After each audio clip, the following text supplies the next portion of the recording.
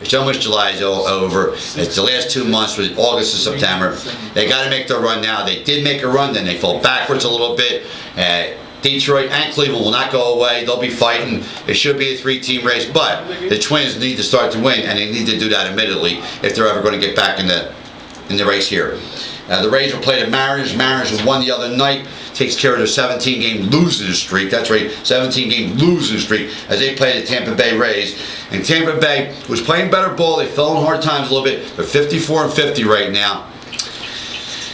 I don't think they're going to go anywhere. They get a kid like Shields, who everybody wants. They're a good team, but they're in a tough division. The Mets are going to take the Nationals on, and the Mets have been hot. They won a 4-game sweep last week or this week, and they played the Nationals, who's not so hot. As Jim Riggleman leads the Nationals, they're 49-55 right now. As Davey Johnson is actually doing what I thought would happen, is take this team right down the toilet. Getting rid of Jim Riggleman was absolutely, most definitely, the wrong move for the Nationals, because I know better, especially being around Jim, and I know how he had those players thinking and how he had those players' attention, and he's doing a really good job with that team. Now they bring Davey Johnson in and give him this year and next year. They won't even talk to Jim about his option year. To me, it's ludicrous, it's crazy. Like I said on the air before, I would just tear up the option and say, no, we're not talking about that. I'm talking about a 3-year deal. A lot of guys, a lot of managers say they have a 5-year plan. Well, if that was the case, they gave Riggleman only a half a year. With this team, next year, the prospects that they have in the minor league system, Strasburg coming up. Hey, that's a great pitcher. Bryce Harper in the wings, waiting to come up. You got some really good talent there. Jason Worth, bad deal. 6 years, $126 million. Okay. He's hitting terrible. Maybe he's hitting 215 right now. He's obliterated the stats. Another gigantic disappointment. Adam Dunn, Jason Worth, two of the biggest free agents out there last year. One guy 6 years for $126 million. The other guy 3 years for $55 million. They're both a bust. It's like wasted money. Yeah, they had good years last year because it was last year in their contract. But this year, nah, I don't buy it. I don't buy it. And I'll tell you the truth, I'm not rooting against the Nationals only every night. Why? Because I think they gave a friend of the show, Jim Riggleman, a bad deal out there.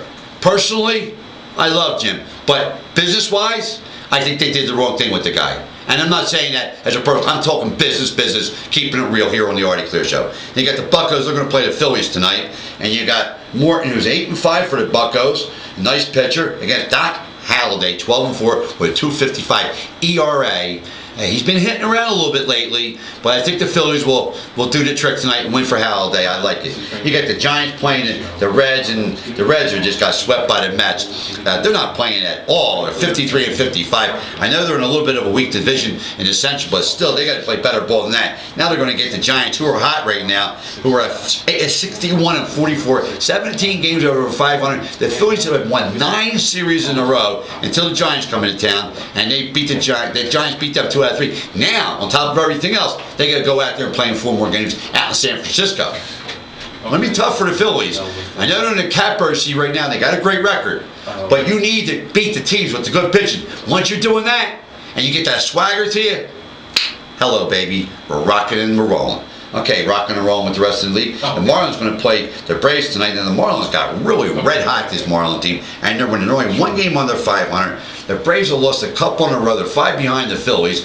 Who's going in that game tonight? You got Hensley going against Beachy. Pair of rookies going against one another. You got to think that the Braves need each and every game to win. They have a gigantic lead in the wild card, and they're 5 games and back of the Phillies, 6 in the loss column. You got to have the Braves to keep on winning, or else they might just not even make the playoffs. You never know what's going to happen in the Central. The Arizona Diamondbacks, who are not a gigantic threat, but they're a baby threat.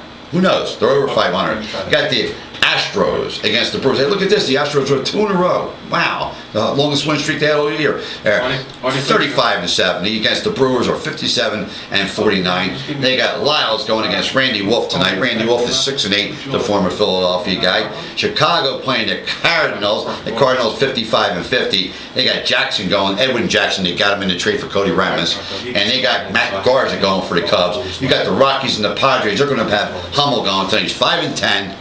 That's Hamill, by the way, against Tim Stouffer, who's 6-7. The Phillies gave him his last loss. And you finally wind up with the Diamondbacks and the Dodgers. The Dodgers definitely in the toilet. Ted Lilly could be up 6-10. He could be on the trading block against Cole Meter, who is 6-5 with a 2.74 ERA. I'm telling you what, the Diamondbacks at 57-48, pretty good record. That's a pretty good record for a team that's supposed to find last place as they lose Mark Reynolds and a few other boys from the Arizona Diamondbacks. I like that team. I like that team. The manager, I forget who the manager is, but doing a nice job with that team here on the Artie Show. Did we got them all right? Yeah.